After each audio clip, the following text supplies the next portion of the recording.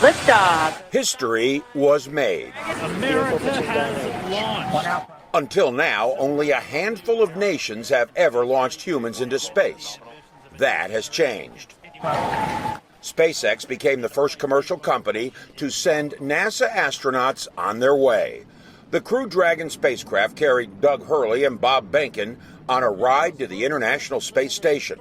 Hurley and Behnken are the first NASA crew to lift off from U.S. soil on a U.S.-built vehicle since the Space Shuttle program ended 9 years ago. And with the help of Elon Musk and the SpaceX team, we have delivered. About 9 minutes after liftoff, the Crew Dragon reached orbit, a milestone on its journey. Cheers erupted from the NASA and SpaceX teams in Florida and California. President Donald Trump, who watched the launch from the Space Center, added his words of praise.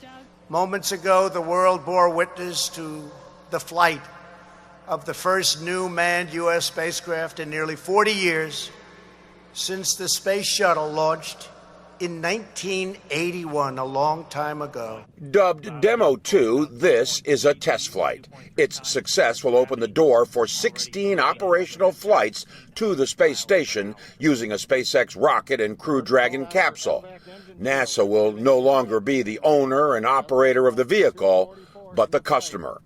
In order for this partnership to work, Crew Dragon had to be built much safer and forgiving than the Space Shuttle. From our perspective, a capsule design is a pretty tried and true design. It's a pretty safe design. It gives us abort capability from the pad all the way up into space, which the Space Shuttle, I think, has been well publicized, didn't have that capability.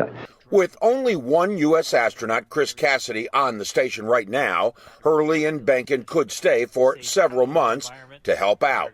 So far, NASA has not announced when they'll be coming home. The success of Crew Dragon means NASA will no longer have to rely on the Russians to ferry its astronauts to and from the ISS.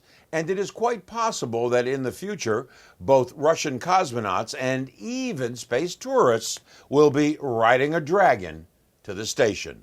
John Zarrella, CGTN America, Merritt Island, Florida.